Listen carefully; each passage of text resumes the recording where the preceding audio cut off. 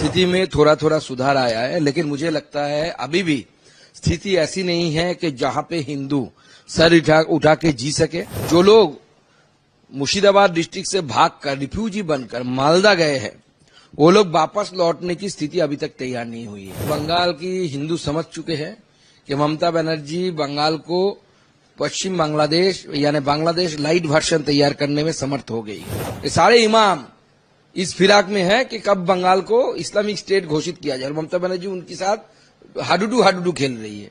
इसका उनका उद्देश्य भी एक ही है कि कैसे इसको इस्लामिक स्टेट बनाया जाए। सेंट्रल फोर्सेस के तैनाती होने के बाद स्थिति में थोड़ा थोड़ा सुधार आया है, लेकिन मुझे लगता है अभी भी स्थिति ऐसी नहीं है कि जहां पे हिंदू सर उठा के जी सके, फ्रीडम के साथ जी सके, अपनी रिलीजियस जो आइडेंटिटी है उसके साथ जी सके।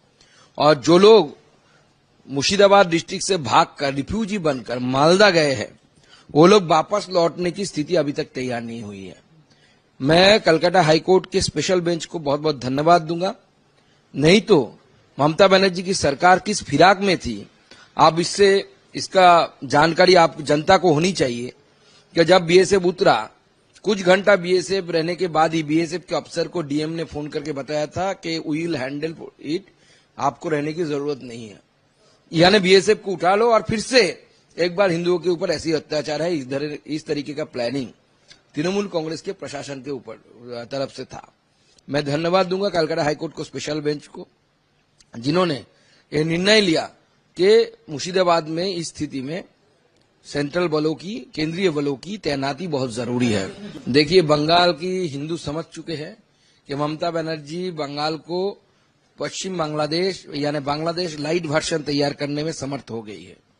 अब बांग्लादेश ओरिजिनल वर्जन ना हो, इसके लिए हिंदुओं को एक साथ मिलकर लड़ना पड़ेगा और डेमोक्रेटिकली लड़ना पड़ेगा।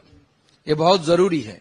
हम वादा करते हैं बीजेपी के क्षमता में आने के बाद, बीजेपी के पावर में आने के बाद ऐसी घटना अगर जो घटाते हैं, उनको डायरेक्ट एक्सपोर्ट करने की जो जिम्मेदारी है वो बीजेपी की सरकार की होगी, बीजेपी की पुलिस की होगी।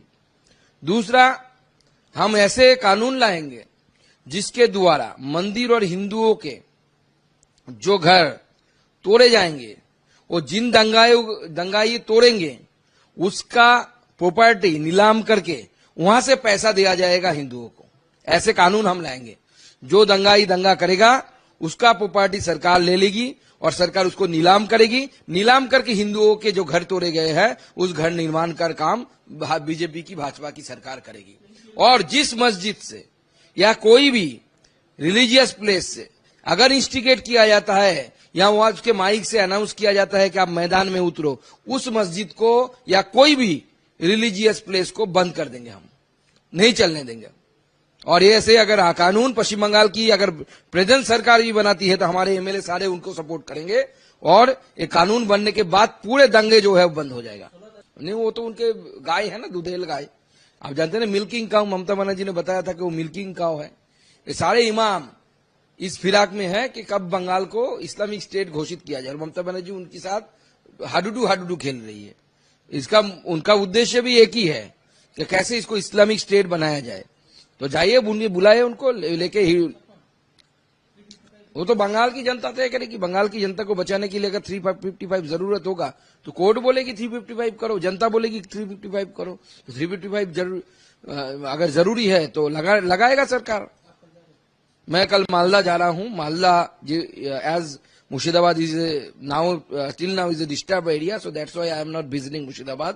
मैं मालदा जो एडजस्टेड एरिया है वहां पे बैठे रहूंगा, पूरा दिन जायजा लूंगा क्या चल रहा है। और पाललालपुर में जहां पे रिफ्यूजी आके बैठे हुए हैं, आश्रय लिए हैं, मैं उनसे भी मिलूंगा, उनके दुख दर्द को बांटूंगा।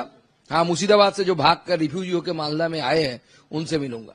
देखिए, ममता बनर्जी ने वर्ल्ड रिकॉर्ड कर दिया, क्योंकि ममता बनर्जी भारत आजाद होने के बाद, पार्टीशन के बाद पहली बार बंगाल में रिलीजियस रिफ्यूजी, इससे पहले भी रिफ्यूजी ममता बनर्जी ने ही बनाया था, वो पॉलिटिकल रिफ्यूजी था, लेकिन इस बार उन्होंने रिलीजियस रिफ्यूजी, धर्मीय कारण से रिफ्यूजी बनाने का काम ममता बनर्जी ने किया। और ये रिकॉर्ड इतिहास में हमेशा लिखा रहेगा। जब इस धरती पे ना ममता बनर्जी रहेगी ना हम रहेंगे, उस समय भी जनता ममता बनर्जी पर थूकेगी, इसलिए क्योंकि इस घिन्न जघन्य काम जो ममता बनर्जी के प्रशासन द्वारा हुआ है, कहाँ ये यही ऐसे करके ही तो ये लोग डाइल्यूट करते हैं।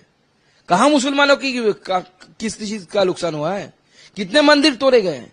मैं फिराद हाकिम साहब को चैलेंज करता हूं, दिखाइए एक भी मस्जिद में कोई किसी ने एक पत्थर मारा हो। मार सकते हैं हिंदू, जहां पे हमारी ताकत है हम मस्जिद तोड़ सकते हैं, लेकिन नहीं तोड़ेंगे। वो हमारी शिक्षा नहीं है। हम मानते हैं कि वो पंथ भी सही है, उससे भी ईश्वर मिल सकता है, लेकिन जिस तरीके से इस जिहादी के साथ ये सरकार खड़ी हुई है, आगे आने वाले समय में बंगाल में कश्मीर जैसी स्थिति होने वाली है, अगर इसी समय बंगाल की जनता जागरूकता ना लाई हो।